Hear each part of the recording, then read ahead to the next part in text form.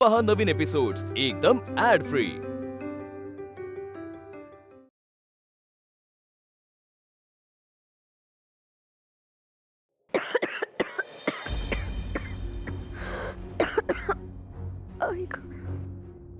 लक्ष्मी केशव अहो सासूबाई, अहो उठून कशाच बसलात? सावकाश, जरा पडून राहायचंय ना, अंगात शक्ती नाही अगदी तुमच्या. अगं पडूनच तर होते, पडले तर ढास लागते, म्हणून उठून बसावं म्हटलं तर अंग दुखू लागते. काय करावं तेच कळत नाहीये बघ. लक्ष्मी केशवा, अहो अंग तापले किती तुमचे, ज्वर बळावला वाटतं. तुम्ही आधी हा काढा घ्या पाहू. वैद्य बुवांनी पाठवलाय. नाही भामे, बाकी काही सांग पण हा काढा मात्र नको बाई. भयंकर कडवट चव आहे त्याची. अहो असे करून कसे चालेल? हवं तर मी तुम्हाला गुळाचा खडा आणून देते नंतर. नको ना भामे. घ्या घ्या.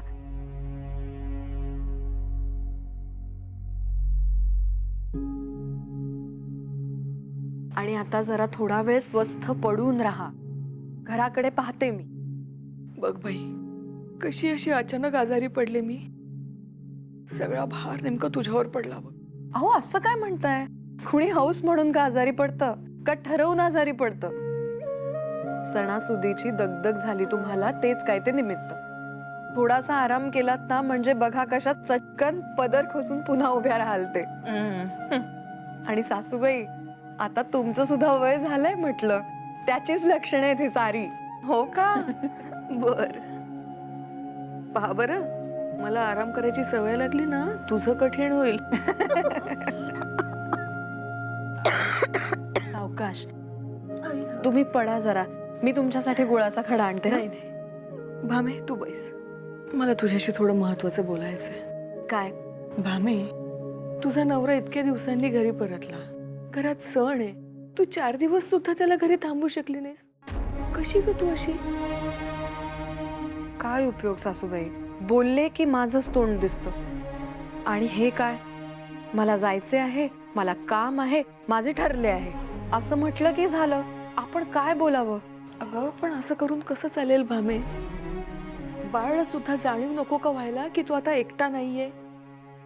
मी पुन्हा पुन्हा तुला हेच सांगते, पण आता बाळलाही समजायला हवं ना की त्याच्या प्रत्येक निर्णयामध्ये तुझा काहीतरी विचार हवा, तुझी काळजी हवी. असं नाही वाटत का तुला? नाही नाही, अहो तशी खरंच काही अपेक्षा सुद्धा नाही माझी.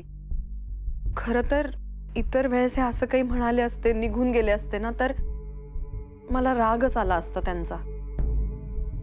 पण यावेळेस सांगू का, मला की नाही त्यांची काळजीच वाटली जास्त. भामे, तुमचं काही बिनसलं नाही ना? अहो नाही नाही, तसे काही सुद्धा नाही, खरेच. पण ह्यांचे मात्र काहीतरी नक्की बिनसले. तसे बोलले नाहीत काही माझ्याजवळ नेमकेपणाने की नक्की काय होतंय. पण आपण ओळखतो ना. मला म्हणाले, माझ्या मनात विचारांचं जे काहूर चाललंय ते तुला कसं कळावं. आता खरंच मला कसं कळावं नेमकं काय आणि कशावरून वादळ चाललंय यांच्या मनात.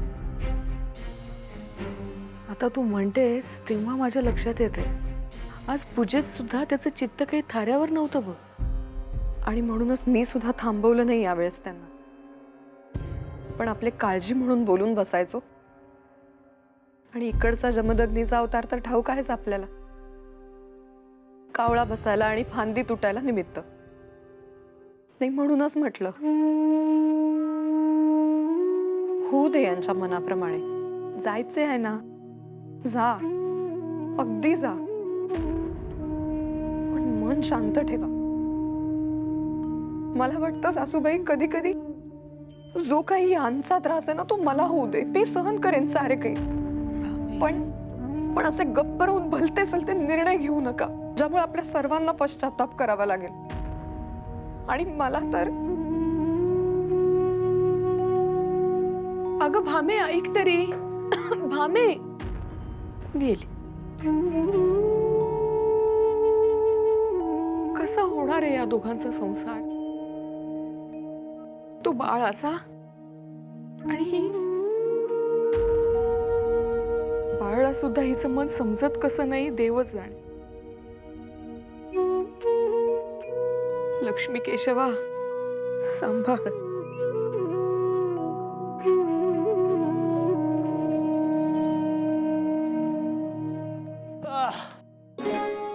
हे काय हा अजून आलाच नाहीये. मला वाटलं मला जायला विलंब झाला, पण या पठ्ठ्याचा काय अजून पत्ताच नाही. रामकृष्ण हरे. हे पचन म्हणावे की काय. आता येऊ दे त्या बळवंताला. चांगला धारेवर धरतो, वेळेवर का नाही उगवलास म्हणून.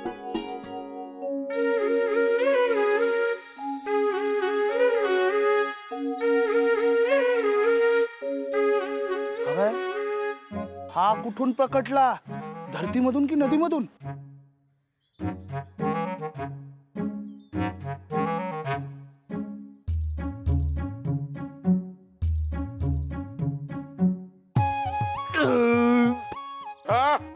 तुझे आव असलेले मुख जरा झाकतोस का? काय त्याची दुर्गंधी त्या नदीच्या तटापर्यंत पसरली. माझ्या जेवणावर जाऊ नको. मुळात खावेच कशाला अपचन होईपर्यंत. तू इथे कसा ते सांग. का मी काय वेळेआधी येऊ शकत नाही का काय? हे तसं नाही. मला वाटलं एवढी थंडी आहे म्हणजे अंथरुणातच लोळत असशील. काट्याने काटा काढावा हे मला कोणी सांगितले? तूच. आणि आता तूच विसरलास होय रे. व्यायामात आता मलाच तुझा गुरु व्हावे लागेल असे दिसते. म्हणजे तुझा व्यायाम देखील करून झाला? अर्थात ठरल्याप्रमाणे आलो आणि जोर बैठका मारल्या. अरे एवढा घाम येईपर्यंत व्यायाम केलास?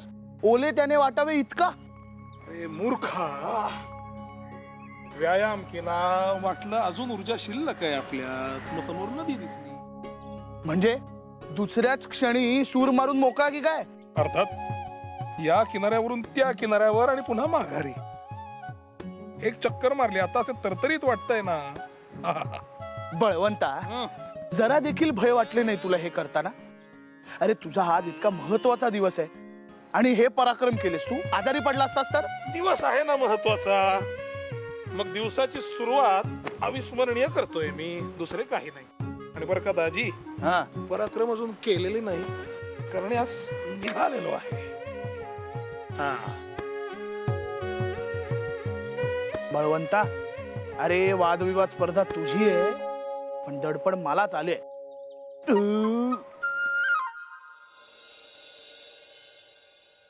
बळवंताला पाहिलंस? नाही. अरे नाही काय नाही म्हणतोय? आता नाही पाहिलं म्हणल्यावर नाहीच म्हणणार ना.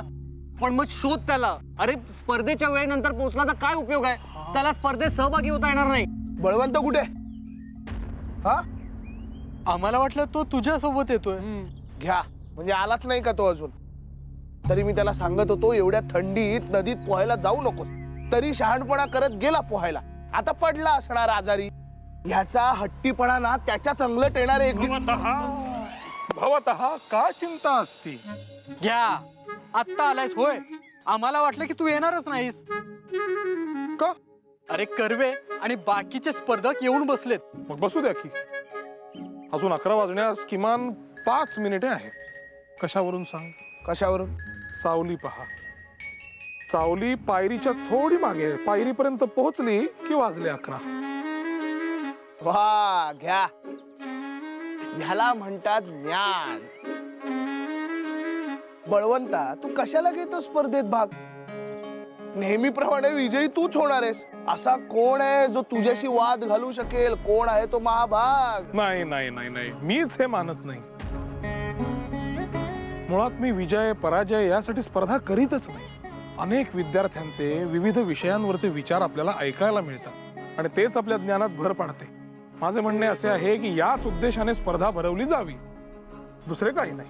चला टिळक्या, अगदी बरोबर बोललास. तर अरे अशा माध्यमांमधून तर विचारांची देवाणघेवाण होते, ज्ञानाचा आणि विद्येचा प्रचार आणि प्रसार देखील होतो. आणि हीच आपली परंपरा आहे जी आपल्या भूमीस पाश्चात्यांपेक्षा वेगळी ठरवते. म्हणूनच सांगतोय बरं का, तुम्ही सर्वांनी प्रत्येक स्पर्धकाचे विचार अगदी मन लावून ऐकायचे, ते महत्वाचे आहेत. कारण आजचा उत्तम श्रोता हाच उद्याचा उत्तम वक्ता होतो आणि ज्ञानी मनुष्य देखील होतो. काय दाजीपंत, तुमचं काय? तुम्ही स्पर्धेत सहभागी होणार आहात की नाही? मी सर, कुस्तीची स्पर्धा असती ना तर भाग घेतलाही असता आणि जिंकलोही असतो. पण हे मैदान बळवंताचे. होय तर विषय कोणताही असो, वेदांपासून ते गणितापर्यंत बळवंतास प्रत्येक विषयातील ज्ञान मुखोद्गत आहे. नाही नाही नाही रे बाबा. टिळक्या, या आधीची प्रत्येक स्पर्धा तू अगदी सहज जिंकत आलास. अर्थात तुझी हातोटीच आहे म्हणा ते.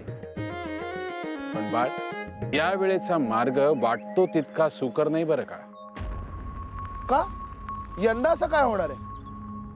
बरं का टिळक्या, या वेळेला तुला तुझा प्रत्येक शब्द आणि त्या शब्दामागील विचार अगदी मोजून मापून वापरावा लागणार आहे. इतकंच कशाला, तुझ्याकडे असलेला ज्ञानाचा संचय कसा वापरायचा आणि कधी वापरायचा याचा देखील कस लागणार आहे. परंतु सर, नेमके काय कारण दडले यामागे? काय कारण दडले आहे असे विचारू नकोस, यामागे कोण दडले आहे असे विचार. कोण दडलंय?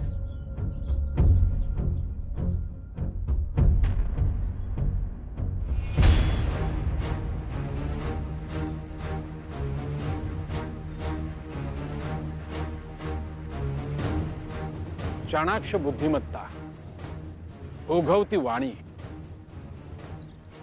जिला गर्भरेशमी जरीसारखी मुद्देसूत मांडणीची किनार, डोळ्यांमध्ये प्रचंड तेज, तरीही ओथंबणारी वेदना आणि या सर्वांवर सुवर्ण मुकुटाप्रमाणे लखलखणारा प्रखर विद्येचा महासागर.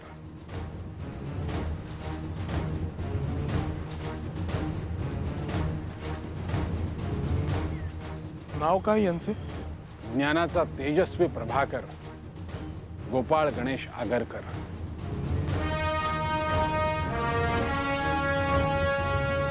दाजी, अरे तुला आठवतंय काल आपण बोलत असताना एका मुलाच्या हातून ट्रंक पडली, त्यातून सामानही खाली पडले. तो वसतिगृहाकडे चालत येत होता तो? होय, तोच हा मुलगा. स्पर्धेसाठी आलाय तर. गोपाळ गणेश आगरकर.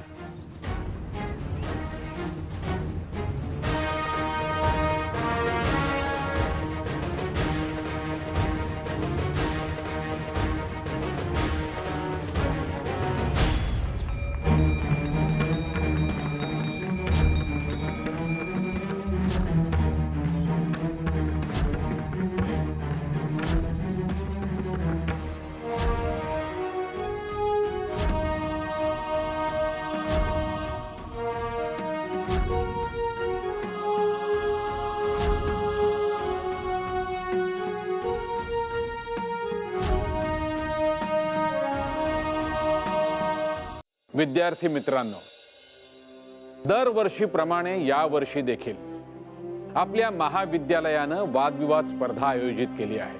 नावात जरी विवाद हा शब्द असला तरी एकमेकांमध्ये संवाद साधणे हाच स्पर्धेचा मूळ हेतू आहे. त्यामुळे या स्पर्धेला वाद प्रतिवाद स्पर्धा असं म्हणूया. काही विद्यार्थी अतिशय लांबून आले आहेत. महाविद्यालयाच्या वतीनं मी त्यांचंही अगदी मनापासून स्वागत करतो. या स्पर्धेच्या माध्यमातून विविध विषयांवर विविध विचार आणि मतप्रवाह आपण ऐकूया आणि आपलं ज्ञान वृद्धिंगत करूया, हीच अपेक्षा आहे.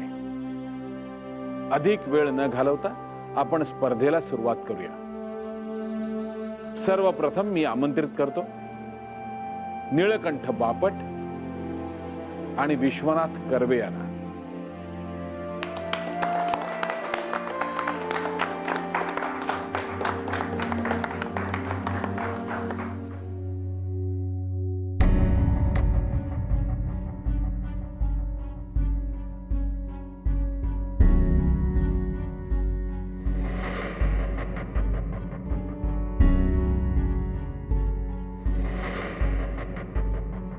मुळात चालीरीती आणि परंपरा हे आपले जीवन सोयीचे आणि नियमबद्ध करण्यासाठीच आहे आणि त्यांचे पालन केले नाही तर सर्वत्र स्वैराचार फोफावेल.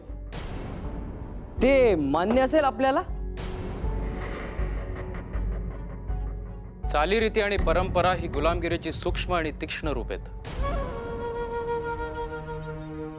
दे are addictive to the society. परंपरा निर्माण केल्या जात नाहीत, त्या रुजवल्या जातात राज्यकर्त्यांकडून आपलं वर्चस्व टिकवण्याच्या स्वार्थी हेतूने. आज आपल्या देशामध्ये ब्रिटिशांची सत्ता आहे.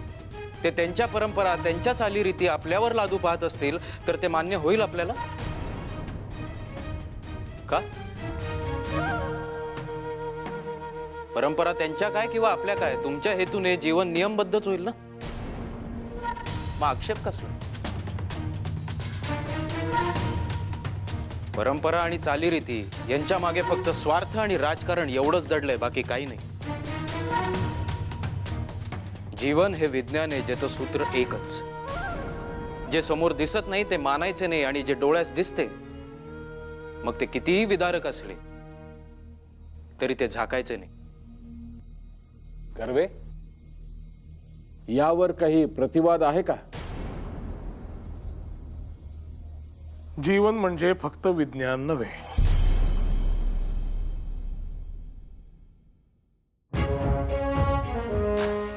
ते गणित देखील आहे.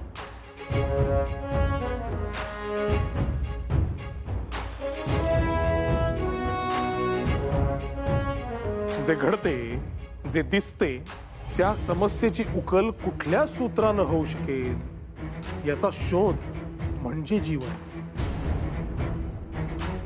ते सूत्र हे एक असं शस्त्र आहे ज्याने आपले जीवन मार्गस्थ होऊ शकेल.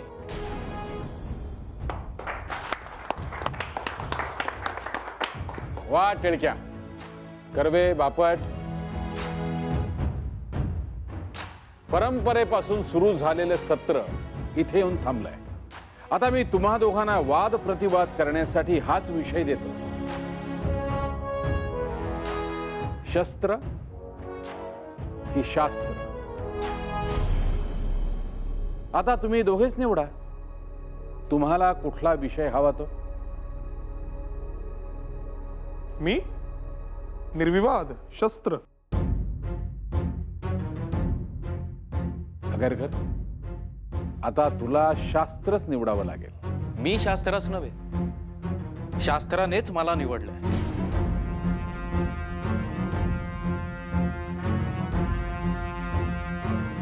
मी गोपाळ गणेश आगरकर. बळवंत गंगाधर टिळक.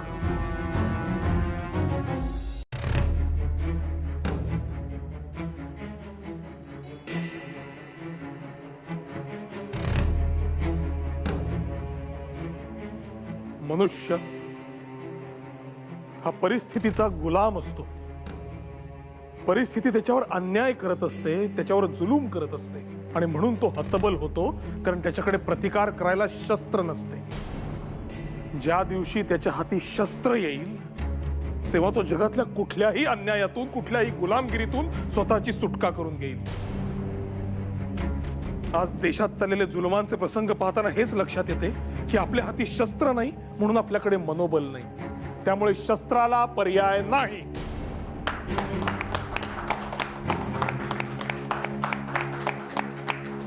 परिस्थिती ही कायमच प्रतिकूल असते, ती काही आपल्या हाती नाही. हा, आपण तिचे गुलाम व्हायचे की नाही हा निर्णय मात्र आपल्या हाती असतो. तुम्ही जी गुलामगिरी पाहत आहात तिचा विमोड करण्याकरता शस्त्र उपयोगी पडतील कदाचित,